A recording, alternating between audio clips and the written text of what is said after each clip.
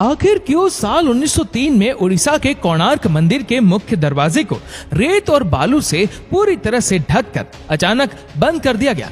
आखिर क्यों 118 साल से बंद है कोणार्क सूर्य मंदिर का ये रहस्यमय दरवाजा? आखिर क्यों भारत सरकार भी इस दरवाजे को खोलने से डरती है? ये एक ऐसा मंदिर है जो सैकड़ों सालों से रेत में दफन था, और क्यों इस मंदिर के ऊपर 52 टन का चुंबक लगाया गया? आखिर क्यों इस मंदिर को बनाते वक्त अधूरा छोड़ दिया गया? क्या यह मंदिर शापित है? आखिर इस मंदिर को बनाने वाले कारीगरों ने आत्महत्या क्यों कर ली? क्या इस मंदिर में रात के वक्त नर्तकियों की नाचने की आवाजें आती है?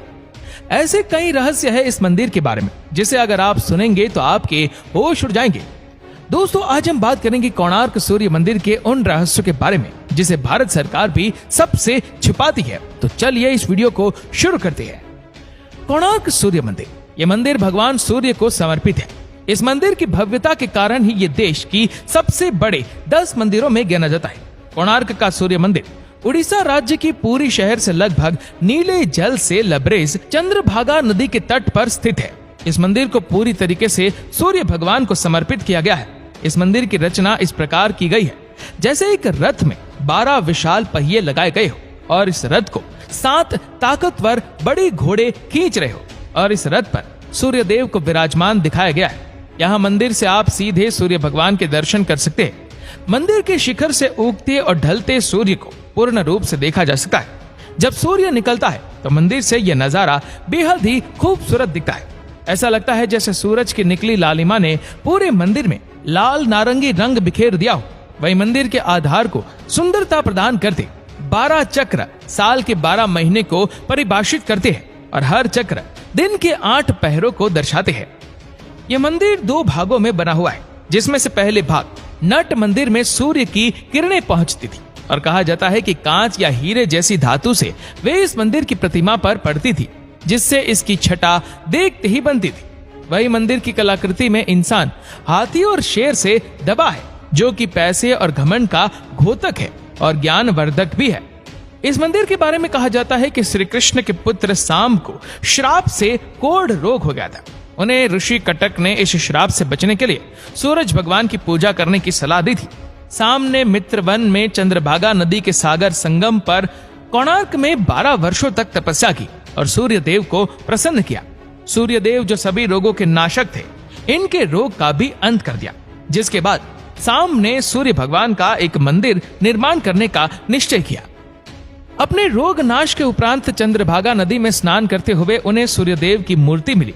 ये मूर्ति सूर्यदेव का शरीर के ही भाग से देव शिल्पी श्री विश्वकर्मा ने बनाई थी। सांब ने अपने बनवाए मित्र वन में एक मंदिर में इस मूर्ति को स्थापित किया, और तब से यह स्थान पवित्र माने जाने लगा। कोणार्क के बारे में ये भी कहा जाता है कि यहाँ आज भी नर्तकियों की आत्माएं आती है। अगर कोणार्क के पुराने लोगों की माने तो आज भी यहाँ पर शाम को उन नर्तकियों के पायल की झंकार आपको सुनाई देगी, जो कभी यहाँ राजा के दरबार में नृत्य किया करती थी।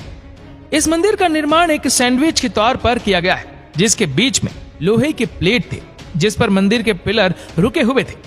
ऐसा भी कहा जाता है कि मंदिर के ऊपर एक 52 टन का चुंबक रखा हुआ था, जो कि इन खंभों से संतुलित था।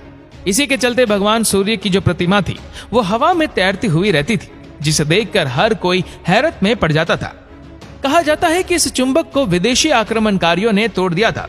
ऐसा भी कहा जाता है कि मंदिर के ऊपर रखे चुंबक के चलते समुद्र से गुजरने वाले नाव, जो कि लोहे के बने होते थे, इस चुंबकीय क्षेत्र के चलते क्षतिग्रस्त हो जाती थी।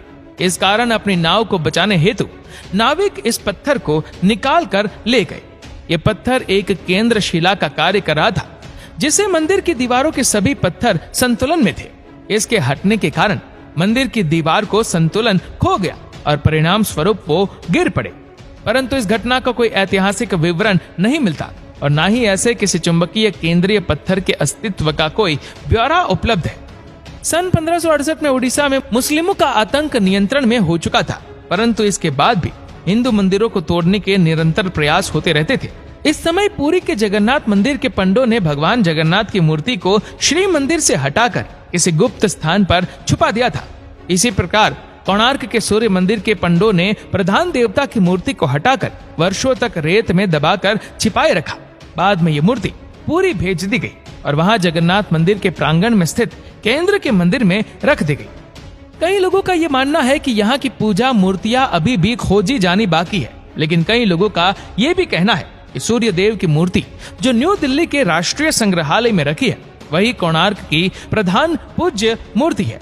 फिर भी कोणार्क मंदिर में सूर्य वंदना मंदिर से मूर्ति हटाने के बाद से बंद हो गई। इस कारण कोणार्क में तीर्थ यात्रियों का आना जाना बंद हो गया। कोणार्क सूर्य बंदरा के समान ही वाणिज्य गतिविधियों का एक कीर्तिमान नगर था, परंतु इन गतिविधियों के बंद हो जाने के कारण ये एकदम से वीरान हो गया और कई सालों तक रेत और जंगलों से ढका रहा।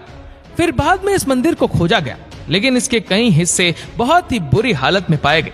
फिर बाद में ऐसा कहा जाता है कि कई आक्रमण और नेचुरल डिजास्टर के कारण जब मंदिर खराब होने लगा तो 1901 में उस वक्त के गवर्नर जॉन वुडबर्न ने जगमोहन मंडप, जो कि इस मंदिर का प्रधान मंडप है, उसके चारों दरवाजों पर दीवारें उठवा दी और उसे पूरी तरीके से रेत से भर दिया ताकि यह सलामत रहे और इस पर किसी डिजास्टर का प्रभाव ना पड़े। इस काम में करीबन 3 साल लगे और 1903 में यह पूरी तरीके से पैक हो गया। वहां जाने वालों को यह पता नहीं होता कि मंदिर का अहम हिस्सा जो कि जगमोहन मंडप है वह अभी तक बंद है। बाद में ASI ने इसके अंदर के हिस्सों पर शोध कार्य आरंभ किया। कई बार लोगों के दर्शन हेतु इस मंदिर के मुख्य दरवाजे को खोलने की बात कही गई, परंतु 118 साल बीत गए और आज भी ये आलम है कि ये बंद है। आप इंटरनेट पर और आर्टिकल के माध्यम से पढ़ सकते हैं कि न जाने कितनी ही बार इस मंदिर के मुख्य दरवाजे को खोलने का जिक्र हुआ, लेकिन बार बार आखिर में ये निर्णय बदल दिया गया। क्या सच में इस मंदिर को प्राकृतिक आपदा के बचाव के कारण ही बंद किया गया है या कोई और वजह थी इसको बंद करने की? ये सारे सवालों से पर्दा तभी उठ सकेगा जब ये दरवाजा खुलेगा।